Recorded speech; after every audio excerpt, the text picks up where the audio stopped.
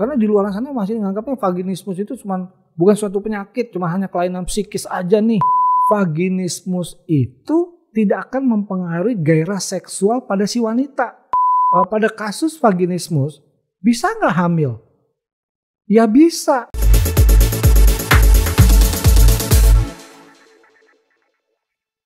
Selamat sore, kali ini saya mau cerita tentang vaginismus. Di vaginismus itu adalah suatu penyakit pada wanita di mana di sini terjadi reaksi yang spontan. Karena ada suatu penetrasi ke daerah vaginanya, yaitu berupa si wanita ini kesakitan yang luar biasa. Jadi penetrasi di sini bukan penetrasi karena seksual aja, juga bisa karena penetrasi bukan karena seksual. Misalnya terjadi pada wanita yang misalnya mau pasang tampon, itu nggak bisa tuh karena ada vaginismus, karena terlalu sakit. Atau pada wanita-wanita yang melakukan pemeriksaan ke dokter ginekologinya, misalnya untuk pemasangan spiral misalnya, atau pemeriksaan untuk pap smear, itu nggak bisa dilakukan karena sangat sakit sekali. Oke, penyebab dari vaginismus ini sampai sekarang penyebab pastinya itu belum jelas. Cuma di sini bisa nih ada faktor risikonya. Mana nih perempuan-perempuan yang beresiko akan bisa kena vaginismus ini? Misalnya yang pertama, dia ada riwayat seksual abuse, ya, artinya ada pelecehan seksual sebelumnya, atau mungkin ada riwayat pertama melakukan seksnya yang bikin kasar atau segala macam, atau mungkin ada infeksi penyakit di daerah vaginanya. Vaginismus itu ada dua macam. Yang pertama vaginismus yang primer, yang kedua vaginismus yang sekunder. Vaginismus primer itu adalah di mana dia mengalami vaginismus dari awal. Kalau yang sekunder, dia mengalami vaginismusnya yang sebelumnya dia enggak sakit, tiba-tiba sekarang sakit. Jadi seperti itu.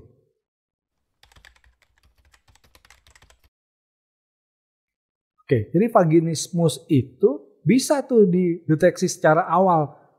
Caranya gimana? Kalau waktu misalnya ada penetrasi atau penetrasi seksual ya, ataupun juga nggak ada penetrasi seksual, misal waktu pasang tampon kah, tuh ada nyeri yang sangat hebat. Nah itu bisa tuh tandanya sudah ada vaginismus. Segera deh pergi ke dokter ginekolognya. Untuk penanganan dari vaginismus, yaitu yang pertama dicari dulu tuh misalnya faktor-faktor risiko tadi tuh. Misalnya dia ada gangguan psikisnya, bisa kita konsulkan ke psikolognya. Kemudian misalnya ada infeksi, harus diperbaiki infeksinya. Jadi setelah dilihat itu faktor-faktor risikonya, baru dilakukan treatmentnya, mulai dari dilatasi pakai alat ya dengan yang berbantu atau secara mandiri.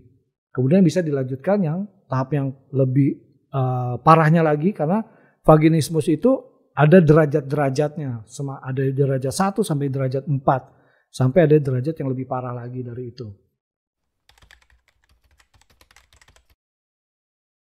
Vaginismus itu adalah suatu penyakit pada wanita. Jadi bukan dianggap, karena di luar sana masih menganggapnya vaginismus itu bukan suatu penyakit, cuma hanya kelainan psikis aja nih. Artinya cuman karena emang gak mau berhubungan seperti itu. Kadang juga para dokter atau pelaku kesehatan juga masih merasa tabu ya kalau misalnya ada pasiennya cerita tentang keluhan untuk masalah seksualnya. Untuk kita juga di Indonesia, untuk kasus-kasus vaginismus ini juga masih dianggap dibilang vulgar atau ya tabu tadi. Jadi masih merasa malu gitu untuk menyatakan bahwa dia ada keluhan seperti ini. Makanya sekarang nih di Indonesia sudah ada nih komunitasnya, anggotanya udah cukup banyak, udah lebih dari 600 anggota.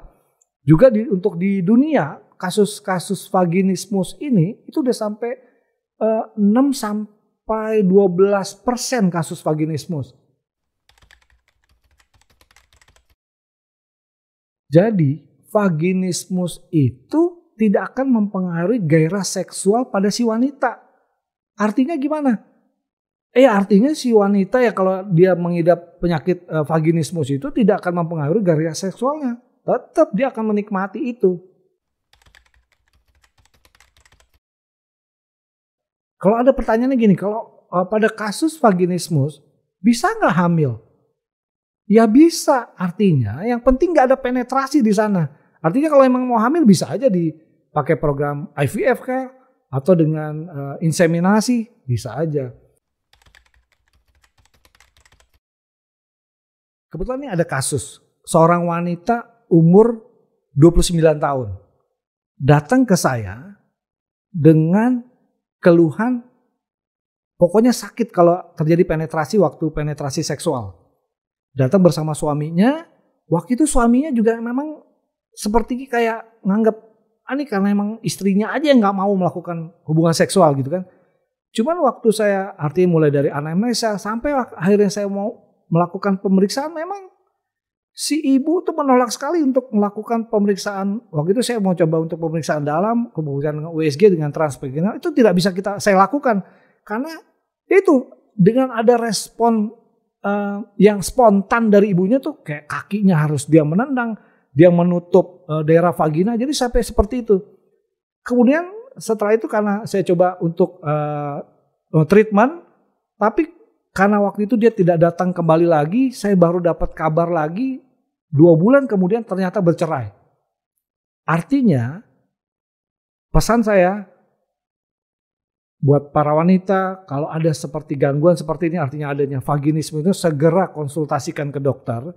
Karena efeknya bisa semuanya, kualitas hidupnya juga jadi terganggu, semua aspek terganggu, aspek sosial terutama. Demikian saya Dr. Mufti Yunus SPOG dari Dr. House Clinic, The Lifestyle Clinic.